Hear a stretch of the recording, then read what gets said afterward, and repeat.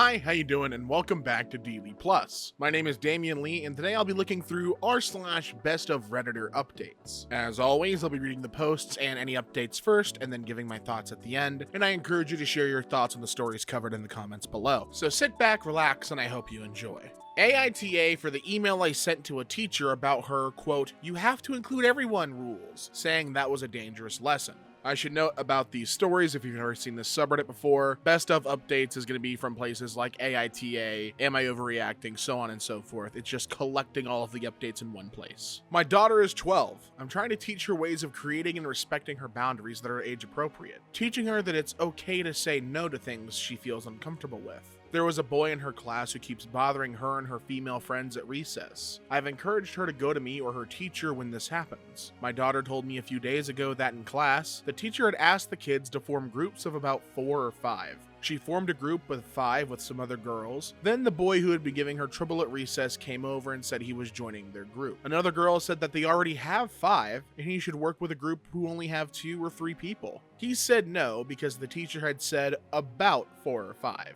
My daughter then said that they didn't want to work with him and he should find another group. A few of the other girls agreed with her. He said that, "you can't exclude me like that, it's against class rules." And she said she didn't care. I heard about this from my daughter first, and the way she talked about it, she had been firm but not unkind. But then I got an email from her teacher saying she wanted to call. She said there had been an incident at school where my daughter had excluded another child, and that wasn't allowed in her class. She wanted me to have a talk with her about it. Her telling of events was the same as my daughter's. I felt proud of my daughter for her honesty. I sent her an email saying, "Dear Mrs. Teacher, I'm sorry, but that is not a lesson I feel comfortable teaching my daughter. She's at the age where she's already having to deal with unwanted attention, and I'm making a point to teach her that she doesn't have to be around anyone who makes her uncomfortable, and that a young lady is able to choose to spend time with people who make her feel respected. I understand that you're already aware Boy has been behaving in ways that she feels uncomfortable with at recess from our prior conversations. I think it's a very dangerous lesson to teach a girl she has to include and be kind to everyone,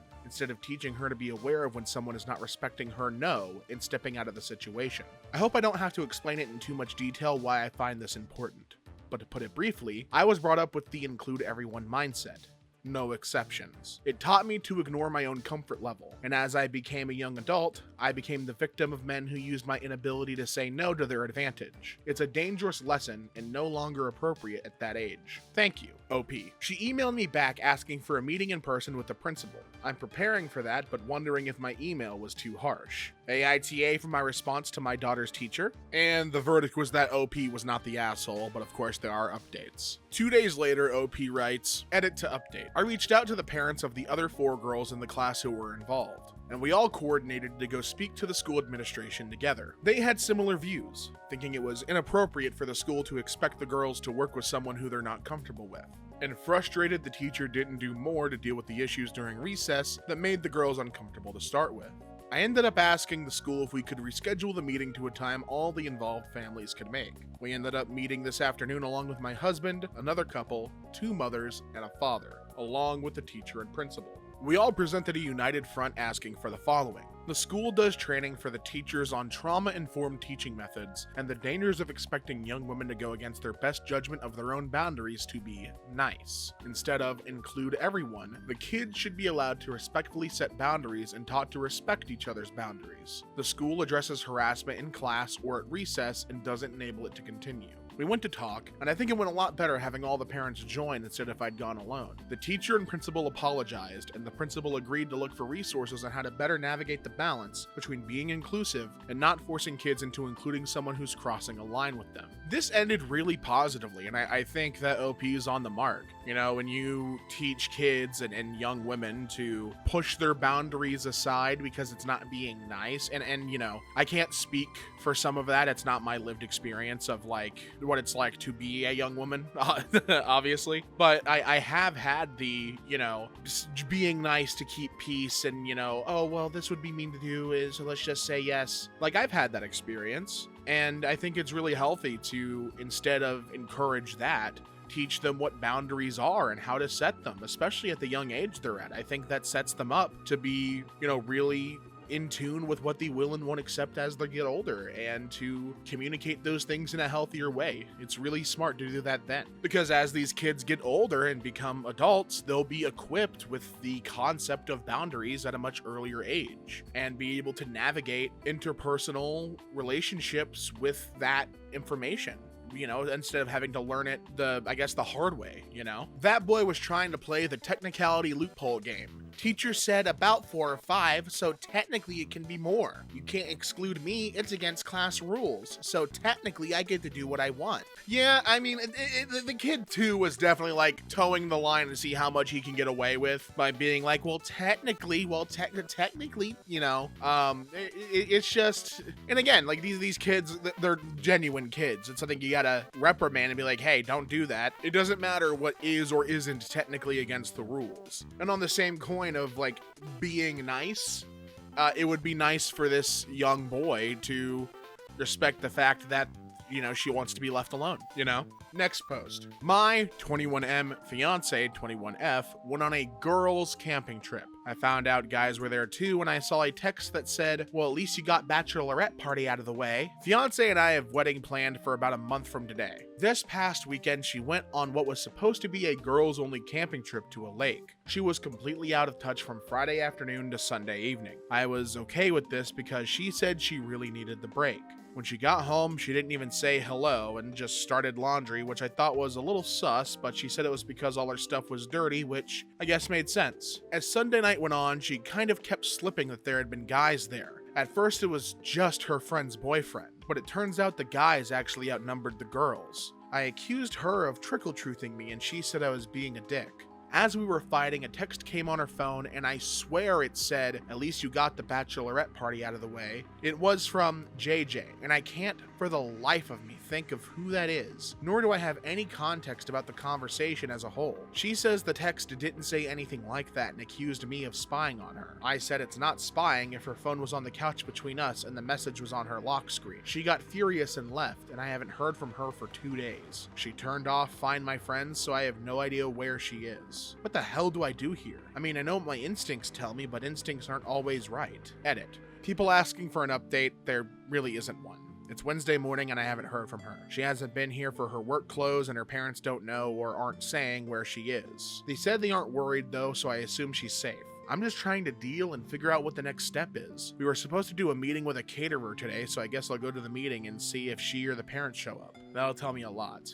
2 days later, he updates. So I did a small update yesterday, and I was still going to go to the catering meeting yesterday afternoon. I guess keep in mind that I hadn't heard from her since she stormed out on Sunday. Still haven't, actually. I texted her Wednesday morning telling her what my plan was, and while I could see the text was delivered, I never got a read receipt like usual. I went to the meeting, and she and her parents were no-shows. Caterer said they didn't cancel, so she was expecting them. I waited for about 30 minutes and went home. Got home to see her, her parents, and about 5 of her dad's employees still in their work shirts, packing up stuff from my house. She hurriedly got in her car and drove away. Her mom was super rude to me, but her dad said he was really sorry. He thought he raised her better than this, but this was for the best. I asked him where she was going, and he said he didn't know, but I think he was lying. I did stay in the house to make sure they only took her stuff. For those of you asking, she never wanted a ring, so there wasn't one to get back from her. Our lease was up at the end of this month, and landlord said he'd fully refund the deposits or I could stay if I want. Not sure what to do there. Later that evening, a friend of hers called to check on me, and it's really the first info I have on why this was all happening. This friend was there, and I guess my fiance really hit it off with some guy, and they spent the whole weekend at another campsite by themselves. Fiance's not telling her friends anything either, but I guess I've been left for the camping guy. Have no idea. She hasn't responded to any texts or calls, and I don't even know how to find her if I wanted to. I know most people are gonna say this is for the best, and I know in my head they're right, but this hurts so much. I've been with her for 3 years now and thought we had a great relationship. We fought, but in a healthy way. Never in a million years did I think this could happen. I guess what makes it so hard is I don't even really know what happened. Even her closest friends seem to be speculating. If it was with this guy, then that sucks. If it was a long-running problem she never told me about, that sucks too. I'm just really sad and in a state of shock. That's it on this. I'll be okay eventually, I'm sure. Your heart just breaks reading a story like that. And it's not even like, oh, he dodged a bullet, because I mean, he's still hurting, you know? Like, it ends, I can't even say it ends quickly, because this was a 3-year relationship. You are living together, you're making arrangements to be married, you've already proposed, and then all of that just kind of up and fades away over the course of a weekend. It's startling, you know? And no one likes a cheater either. If you are, you know, feeling like you're losing that love and respect for your partner, you know, it's respectful to do for them, but also it's respectful for yourself to tell them and break it off. You can't just, like, people are, you know, complex and have emotions, and doing something like that sets a whole lot of hurt up that just doesn't need to happen.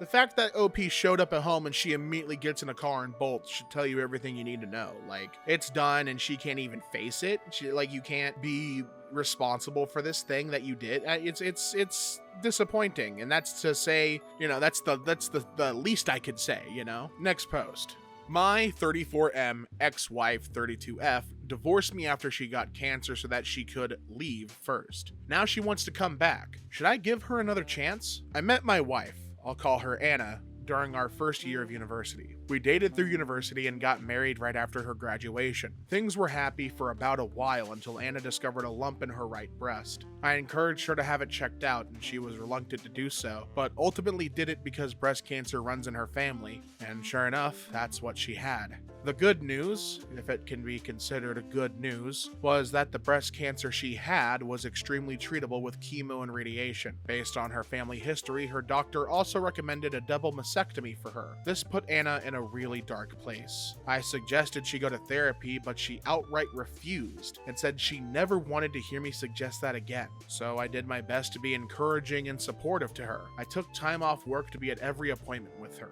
I took on 100% of the household chores, both inside and out. I did all of the shopping. I drove Anna everywhere she wanted to go. I planned out special dates for us. I gave her an hour-long foot massage every night. I literally did whatever I could. About 6 weeks into her treatment, Anna brought up the idea of going to stay with her sister Sarah for a week. This honestly relieved me, as I was burning the candle at both ends trying to accomplish everything, and I thought some time apart would help us both. 2 nights into her stay with Sarah, Anna called me and said she wanted a divorce. She said she read a lot about men who abandoned their wives when their wives get sick, and that she was determined to leave me before I could leave her. I can't put into words how much this crushed me. I loved my wife. She was my everything. I begged her to reconsider. I told her I'd never thought of leaving her, not even once. I asked her again to go to therapy. She refused again. I asked her to go to couples therapy with me. She wouldn't. I asked her what I could do to convince her I wanted to stay. She said there was nothing. I am a man, and therefore I would leave. End of story. It took about a year because of where we live. Thanks, COVID. But eventually everything was finalized. I ended up selling the house and splitting the proceeds between me and my now ex-wife. I didn't want to stay in that town anymore, so I put in a transfer request at my job and ended up moving to a town about 2 hours away. For the past couple of years, I've been focusing on myself more. I got a dog, I've been on a few dates, but nothing serious. I picked up hiking as a hobby and started gardening. Out of the blue, Anna called me 3 weeks ago. She said she'd been in town on a trip with friends and saw me, and all of her old feelings rushed back. She said she was sick and out of her mind at the time, and that I couldn't hold her words or her actions against her. She said she still loved me, that she always had, and that she regretted leaving me. She begged me to give her another chance. I'm so confused. If I'm being honest, I still love Anna, but I'm no longer in love with her. She broke my heart. I was devastated when she ended things. It took me a long time to get my head on right, but I also know she was really in a bad place because of the cancer. Do I owe it to her and what we had to hear her out? I'm scared that if we reconnect, I'll always feel like she'll have one foot out the door. But maybe that's unfair? I don't know what to do. Should I give her another chance like she wants? And then 3 days later, OP updates. Many of you suggested I reach out to my ex-wife Anna for an in-person conversation. The overwhelming consensus was that meeting her in person would tell me all I needed to know, and you were right. That seemed reasonable to me. I texted her and she jumped at the chance to meet. We did so yesterday, after I was done with work. I chose to ask her to meet at a local coffee shop. Maybe it sounds bad, but I didn't want to meet her at my house or anywhere private just in case. Anyway, Anna was already there when I got there. She got up and hugged me.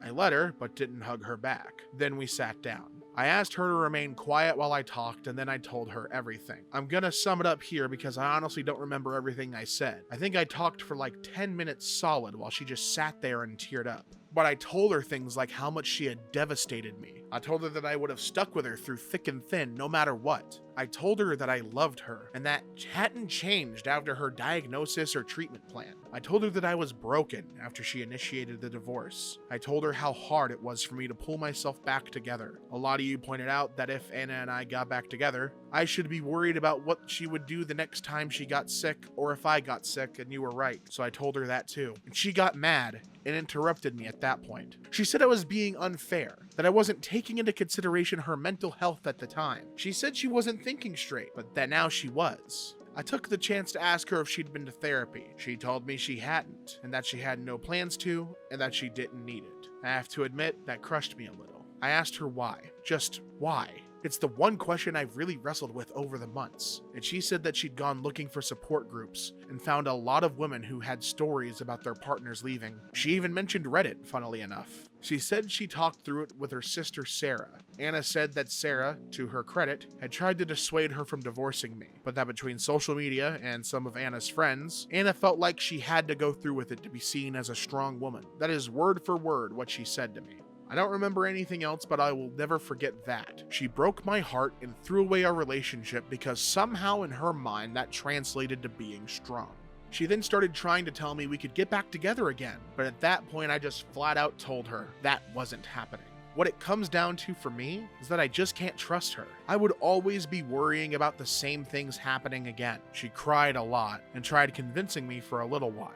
When I got up to leave, she threw her iced coffee in my face and stormed out. So yeah, we're definitely not getting back together. I have the closure I always wanted.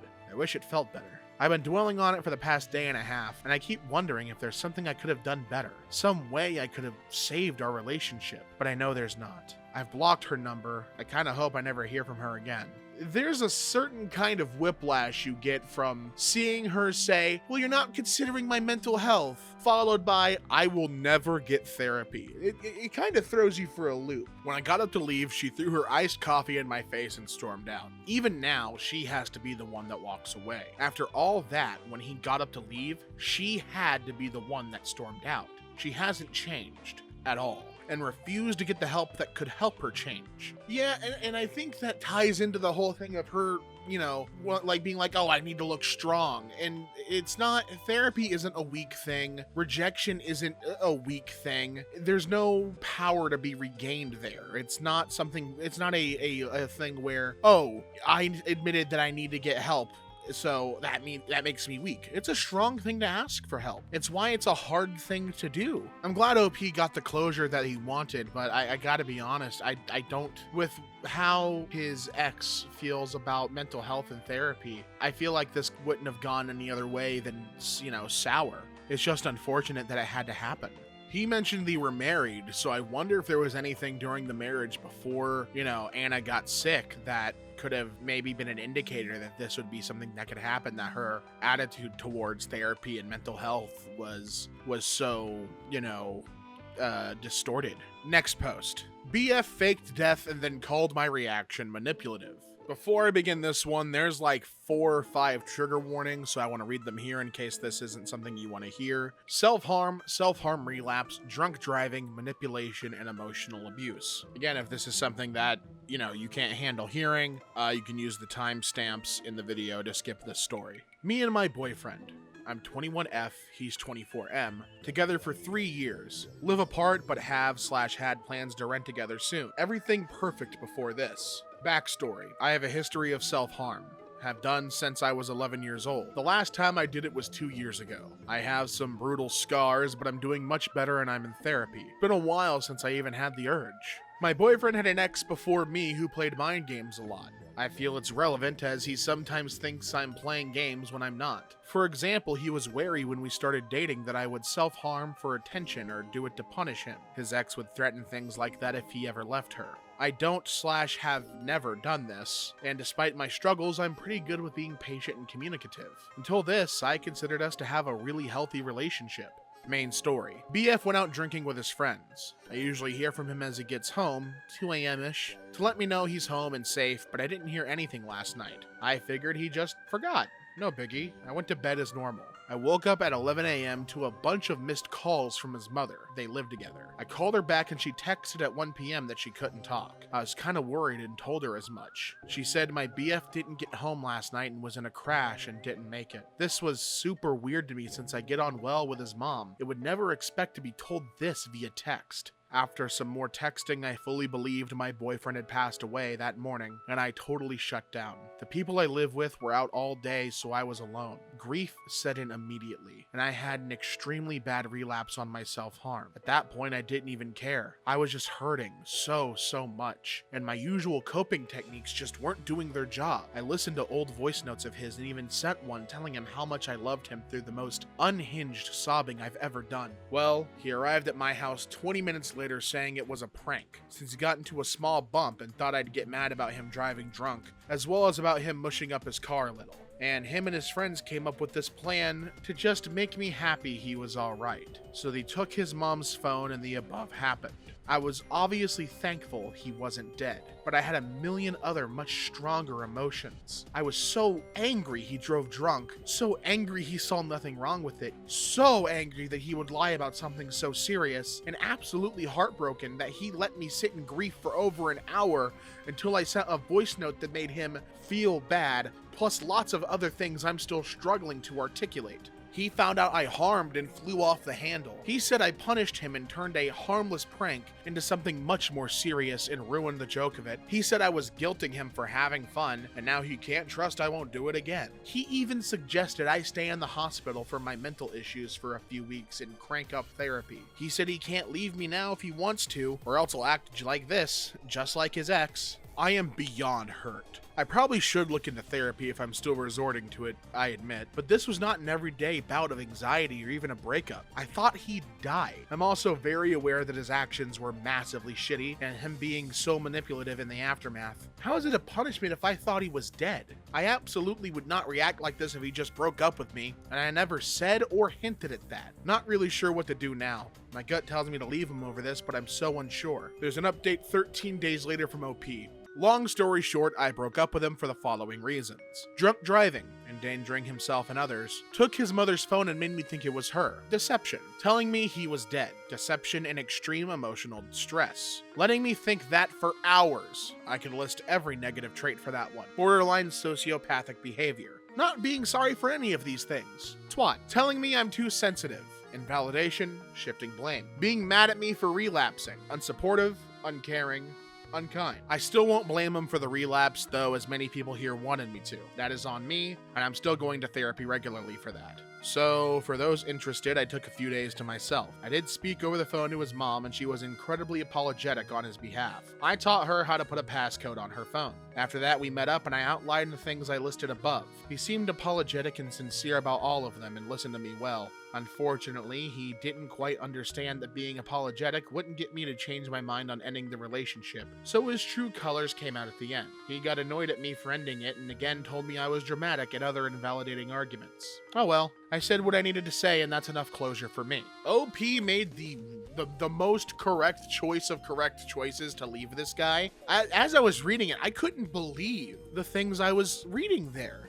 I can't imagine. I've been in a relationship for 7 years with my girlfriend. I can't even begin to process doing something like that to her. I can hardly stand it if she's upset that, you know, like we want to go somewhere and they're out of something she likes, and I feel bad because I'm like, oh man, she was excited for that. I can't even begin to wrap my mind around doing something so just unapologetically cruel. He wasn't apologizing when they talked because he was sad, you know, sorry about it. He was apologizing because he thought that would just make the situation smooth over. That's why he erupted at her when she was like, no, I'm still ending the relationship. Because he thought saying sorry would just be like the solution and everything would be fine. No, man, you pretended to die and then called your girlfriend manipulative when she had a meltdown.